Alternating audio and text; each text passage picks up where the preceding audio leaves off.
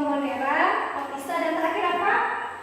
Jamur. Jamur atau Fungi. Kira-kira ada nggak yang masih ingat apa itu jamur atau fungi? Oke, kasih dulu. Oh iya. Jamur atau fungi adalah sel eukariotik yang tidak memiliki klorofil, tumbuh sebagai limfa, memiliki dinding sel yang meliputi, bersifat heterotrof. Heterotrof. Oke, masih ingat ya? Terima kasih Hesti. Kemudian jamur. Jamur itu kan ada contohnya. Apa aja kira-kira contohnya, masih ingat? Jamur apa aja? Siapa yang masih ingat? Apa contoh jamur? Angel, apa contoh jamur? Contoh jamur yaitu jamur tiram, jamur kancing, jamur kuping. Jamur kuping. Oke. Ada nggak yang masih ingat apa aja jamur yang bisa dimakan? Apa itu? Jamur tiram, jamur kencing, jamur pedoki. Jamur kancing, Bu ya, bukan jamur kencing. Ya, jamur kancing. Oke, terima kasih. Kalau jamur apa itu? Dead cap. Dead cap itu apa jamurnya? Jamur yang tidak bisa dimakan Karena beracun. Oke, kalau begitu semua masih ingat ya. Kita lanjut pada materi kita hari ini. Materi kita hari ini adalah tangkai atau tumbuhan. Tumbuhan itu apa sih? Nah, ini dia. Tumbuhan merupakan organisme eukariotik multiseluler yang memiliki klorofil dan dinding sel. Nah, dinding sel ini adalah ciri utama dari tumbuhan. Kenapa? Karena manusia dan hewan tidak mempunyai dinding sel. Yang mempunyai dinding sel itu hanya tumbuhan. Kemudian ciri-ciri dari plantae. Ciri-ciri dari plantae itu ada dia bersifat sel eukariotik. Sel eukariotik itu dia merupakan sel yang memiliki inti sel. Kemudian terdapat akar, batang, dan daun. Nanti siap tumbuhan masih ada akar, batang, dan daunnya. Kemudian bersifat multiseluler. Ada yang masih ingat multiseluler itu apa? Kita sudah bahas di bab sel. Apa itu, Jessie? Multiseluler adalah makhluk hidup yang terdiri dari sel.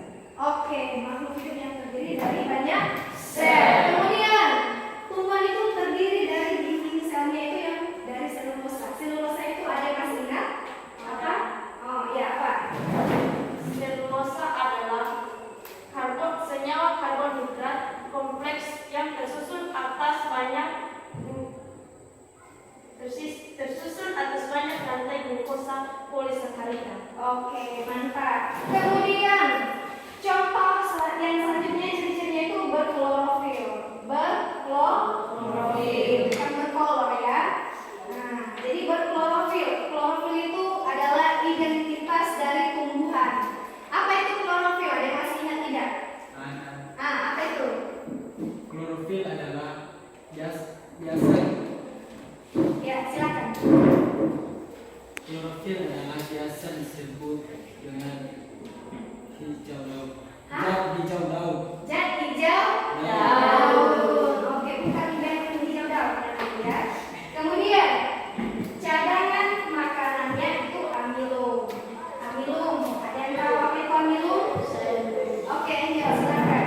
Amilum merupakan suatu glisakolida yang banyak didapatkan dari berbagai macam tumbuhan seperti jagung, gandum, kacang-kacangan, kentang, dan ubi. Iya, mantap sekali. Kemudian ciri-ciri selanjutnya itu bersifat autotrof. Autotrof, ada yang masih ingat apa itu autotrof? Iya, silakan. Autotrof adalah organisme yang dapat membuat makanan sendiri atau fotosintesis. Iya, tumbuhan itu adalah organisme yang bisa membuat makanannya sendiri, berbeda dengan manusia. Kita tidak bisa membuat makanan kita sendiri. Kita harus mengambil dari tumbuhan ataupun hewan. Itulah ciri-ciri dari plantae. Kemudian plantae atau tumbuhan itu dibagi menjadi 3 divisi. Ada divisi lumut, bryophyta, kemudian pteridophyta, dan spermatophyta. Spermatophyta itu dibagi 2 lagi. Ada gimnosperme dan angiosperme.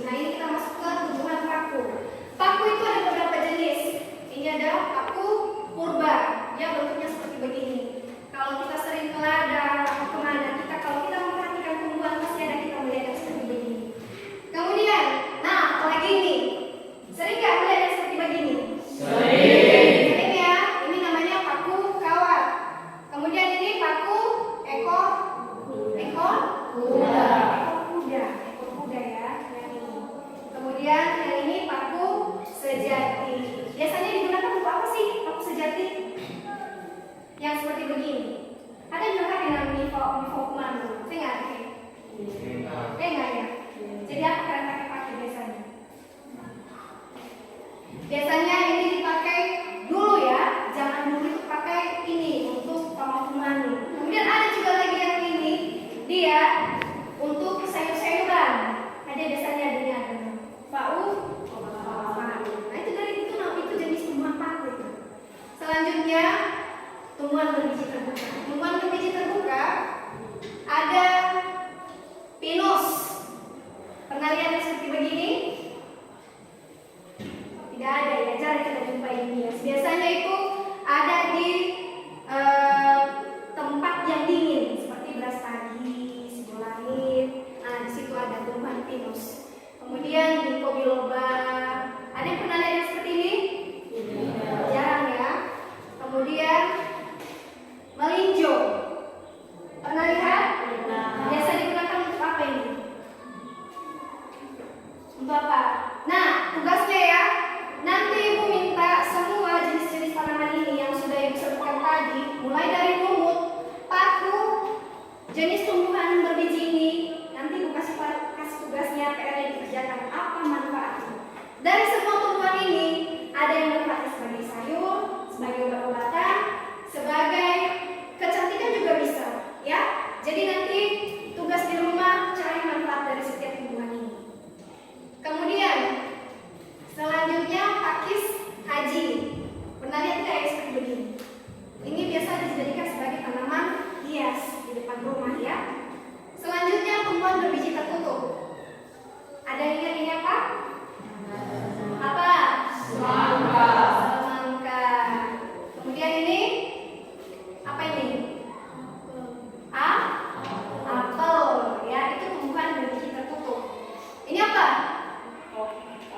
Alpukat. Nah ini contoh dari tumbuhan berbiji tertutup. Ini apa? Jangan sama sama yang abang-abang pakai kumis ya. Apa? Mangga. Kemudian ini apa? Semangka. Stroberi, mangga, semangka.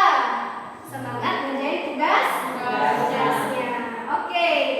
Kira-kira dari yang kita bahas tadi, apa ciri-ciri dari tumbuhan kingdom tumbuhan atau plantae? Masih ingat tidak?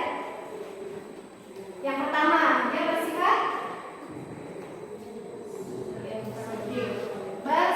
sel eukariotik, terdapat akar, batang dan daun. Kemudian apa lagi paling penting? Berklorofil. Apa lagi? Cadangan makanan, amilum. Kemudian apa lagi? Bersifat autotrof. Jadi jangan lupa tugasnya dikerjakan yang Ibu bilang tadi. Minggu depan kita lanjutkan dengan membahas perbedaan dari ketiga jenis tumbuhan tadi. Ada tumbuhan apa tadi? Lumut, paku, dan tumbuhan berbiji. Oke, demikian saja yang bisa kita bahas hari ini. Ibu selesai sampai di sini. Ada yang bisa tutup kita dalam doa?